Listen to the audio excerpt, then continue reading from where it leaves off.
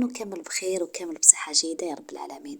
كما راكم تشوفوا اليوم راح نعمل لكم بغرير معمر بكريمة، والكريمة راح تكون حصريا على قناتي، ديجا حطيتها من قبل. نخليكم في صندوق الوصف باش تشوفوا الكريمة اللي كنت عملتها وحشيتها. كما راكم تشوفوا نبداو على بركة الله. المقادير وكيفية التحضير: عندي 3 كيسان من السميد الرقيق بمقدار هذا الكأس، وبنفس هذا المقدار تاع الكأس عندنا كأس من الفرينة، عندنا ملعقة كبيرة تاع السكر، عندنا حبة بيض كاملة، عندنا 2 لاليفيو وكيس من خميرة الخبز، عندنا قرصة ملح، والملح على حسب الرغبة، وعندنا الماء كما راكم تشوفوا بهذا الكيلة وبنفس الكيلة تاع الكاس اللي كيلنا به السميد وكيلنا به الفرينة 4 كاسات، ولازم الماء يكون دافي بطبيعة الحال. نبداو على بركة الله التحضير.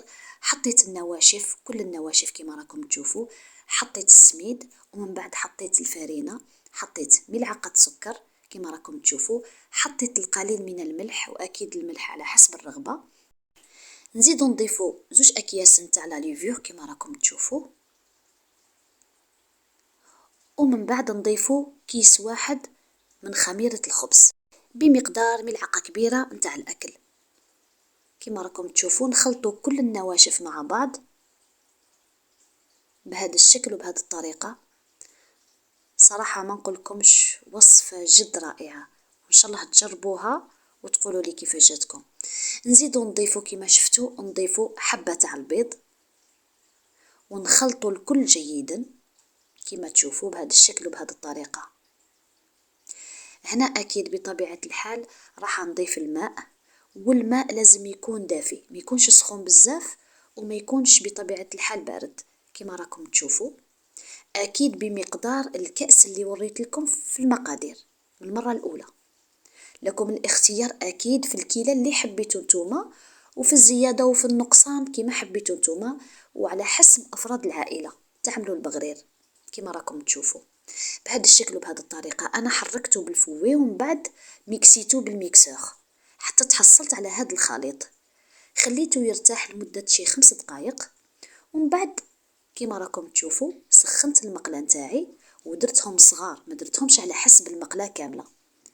أكيد لكم الاختيار، تحبوا ديروهم صغار كبار كما حبيتوا نتوما بهذا الشكل وبهذه الطريقة. ما نقولكمش كما راكم تشوفوا ناجحين 100%، واللي في حياتها ما دارتش البغرير راهو يجيوها ما شاء الله، غير جربوهم وردوا لي الخبر. أكيد لازم يكون السميد فقط يكون من نوعية الجد ممتازة، إذا كان السميد ماهوش مليح راهو ما يجيكمش البغرير مليح. وأكيد راني عملتهم البغرير من قبل لكن بطريقة مختلفة قليلا فقط، نخليكم في صندوق الوصف وشوفوه.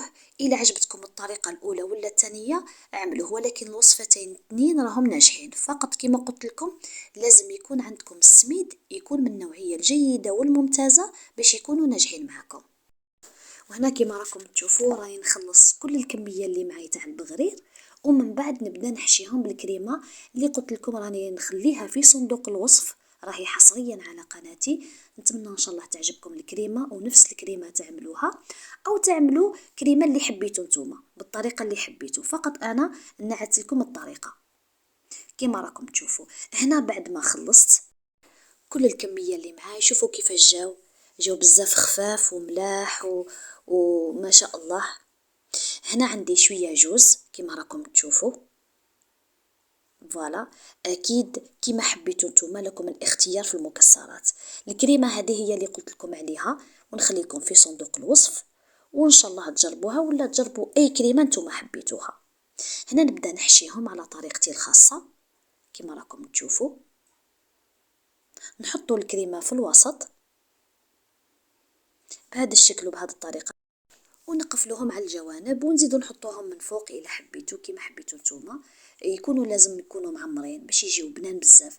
بصراحه بزاف بنان عن جد، يعني بزاف بنان. جربتهم ويعني ما تشبعوش منهم، الى تاكلوهم ما تشبعوش منهم ويجيو تقال يعني. وانا درتهم على طريقتي الخاصه كما راكم تشوفوا وكما حبيتو نتوما.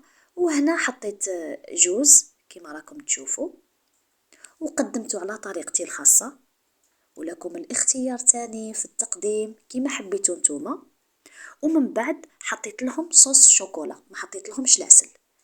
كيما حبيتو نتوما تحبوا تحطوا العسل، انا ما حطيتش العسل، وحطيت صوص شوكولا وكانوا واجدين معاي. وكما راكم تشوفون نتمنى ان شاء الله ينالوا اعجابكم ورضاكم هاد القطايف السوريه او البغرير. وهنا نكون انا خلصت. ما تنسونيش بتعليقاتكم الجميله ولايكاتكم الاجمل اللي ديما تشجعني وتفرحني.